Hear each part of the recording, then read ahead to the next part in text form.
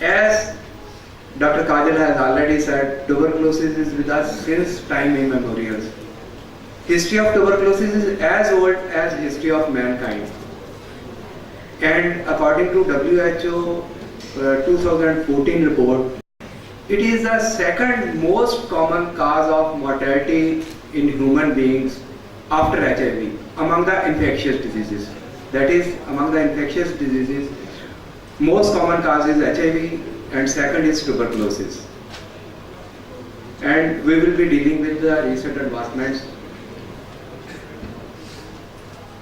What we will be discussing? We will be discussing mainly the recent advancements in the treatment. That is drug-resistant tuberculosis, new drugs and various regimes, drug susceptibility to tuberculosis. Again, a few new drugs and regimes we will be discussing.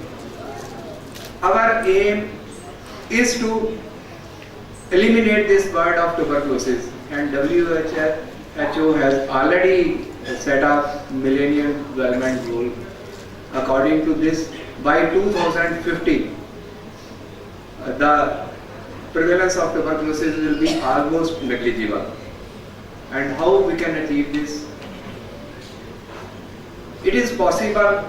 First is, if, as all of you know, the treatment is very long, diagnosis is not that easy. If we have better and shorter treatment course, affordable care is there, novel diagnostics and prevention is there, only then we can achieve this Millennium Development Goal.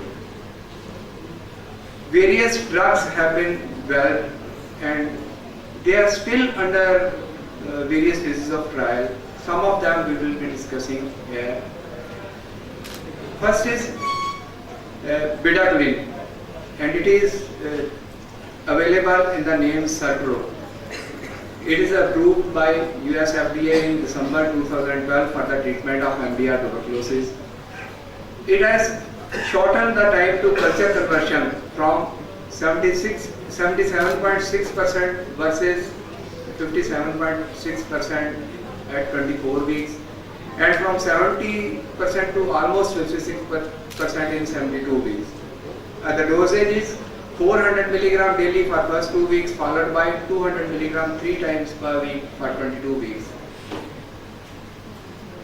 It has got no cross resistance with other drugs like ethambutol, pyrazinamide, moxifloxacin, amikacin and streptomycin.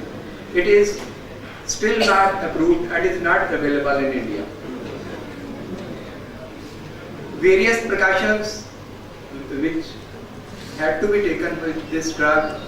It can cause QT, interval prolongation, so monitoring of ECG and liver function tests is required. No adverse drug interactions with other anti-TB drugs. Should be used only when effective treatment regimes cannot otherwise be provided. Then another drug is Delamanid. Again, it is approved by European Union in November 2013 for the treatment of MDR tuberculosis in adults. Again, sputum conversion at 2 months is from 45% to 29%, and the recommended dosage is 100 mg twice a day for 24 weeks. It is still undergoing phase 2 and phase 3 clinical trials in US.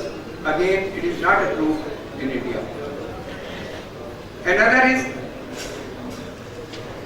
Sudocrem. It is a linezolid analog.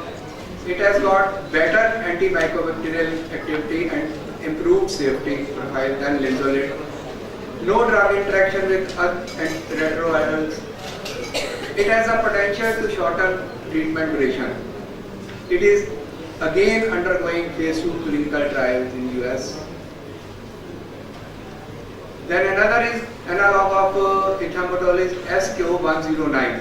It is active against drug susceptible as well as multi-drug resistant tuberculosis strains. It has got early bactericidal action, that is faster sputum conversion is there.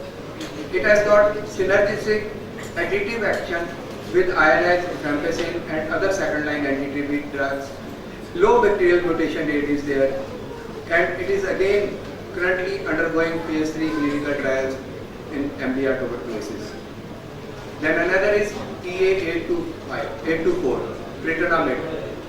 It has got potent bactericidal and sterilizing action. It is safe, well tolerated at 100 to 200 milligram dose. It has got synergism with moxifloxacin and pyrazinamide, potential to shorten the treatment. No significant cytochrome P450 interaction is there. It has got useful options for patients co-infected with tuberculosis and HIV. It is again undergoing phase 2 and phase 3 trials in US. Then another drug is moxifloxacin. It has got a role in drug-sensitive tuberculosis. Apart from NDR tuberculosis, role of moxifloxacin is being investigated in the treatment of drug-sensitive tuberculosis.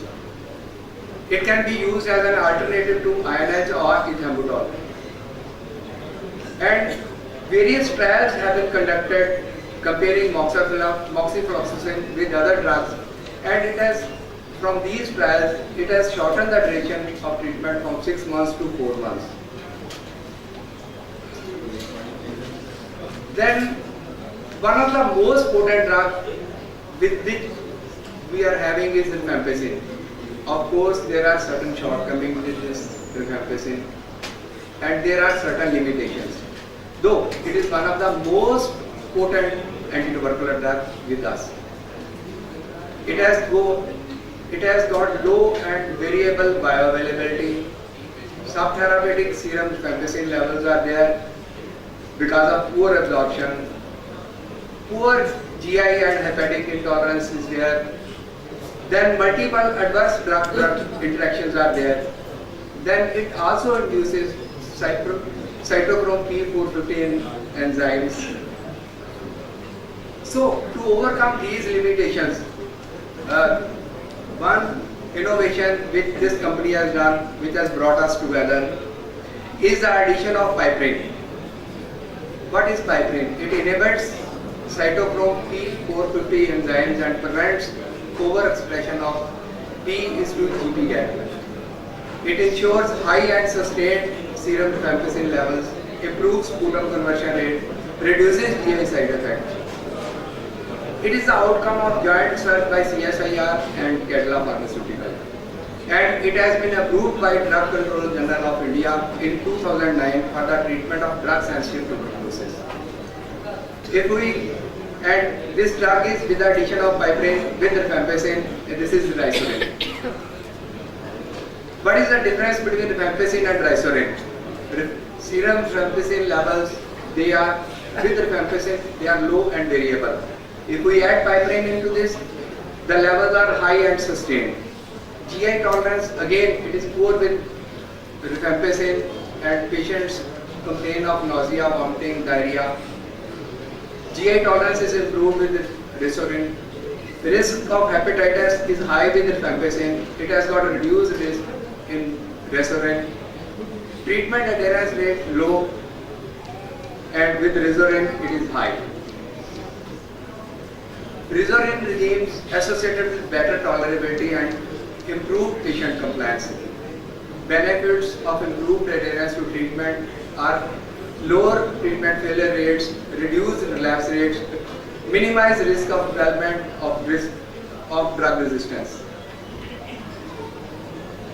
It is preferred choice in the treatment of drug susceptible pulmonary or extrapulmonary tuberculosis, particularly in conditions known to decrease rifampicin absorption, or patients who are not likely to tolerate 450 mg dose of rifampicin. Ideal switchover therapy for patients who develop intolerable GI side effects or hepatotoxicity with the usual dose of rifampicin. It is a useful option in patients at high risk of developing drug-induced hepatitis, for example, alcoholics, elderly, malnourished, or hepatitis B or C patients.